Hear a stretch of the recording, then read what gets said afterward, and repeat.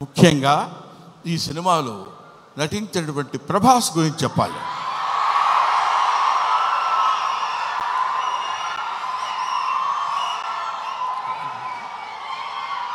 ప్రభాస్ అంటే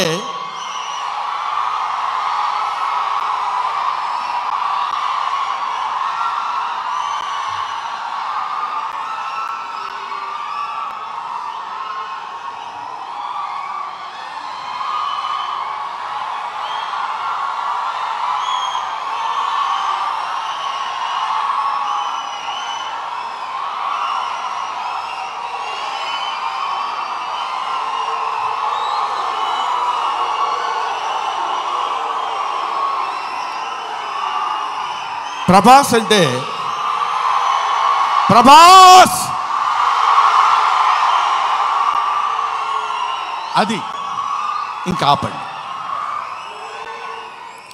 ప్రభాస్ గురించి చెప్పాలి. ఈ సినిమాలో ఆయన ఒక ప్రపంచం గర్వించదగినటువంటి నటుల్లో ఇప్పుడు ఒకడు ప్రభాస్. ఈ సినిమాలో ఆయన ఎందుకు అంగీకరించాడంటే, సినిమాలో ఆయన డబ్బు కోసం అంగీకరించలేదు. ఏదో ఈ సినిమాలో ఒక అద్భుతమైన క్యారెక్టర్ చేయాలని ఆయన అంగీకరించలేదు.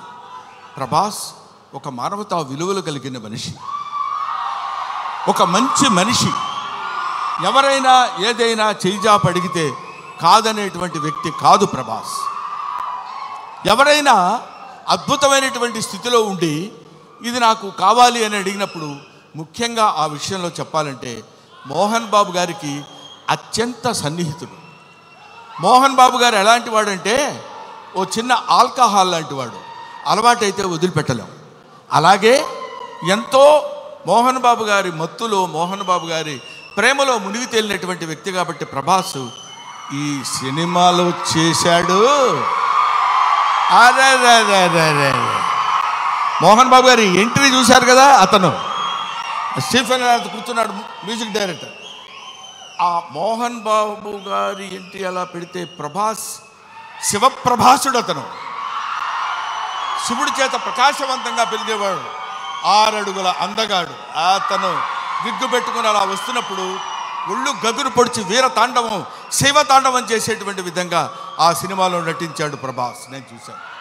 ఆహా, ఇది కదా సినిమా, ఇది కదా శైవభక్తి, ఇది కదా దైవభక్తి అని నిరూపించేటువంటి సినిమా.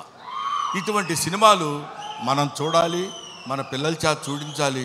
మన భక్తి రసాన్ని భారతదేశంలో పెంపొందించే విధంగా చేయాలని మనస్ఫూర్తిగా కోరుకుంటూ, ఓం నమో పార్వతీపతయే, హర హర మహాదేవ, శంభో శంకర. హర హర మహాదేవ, శంభో శంకర.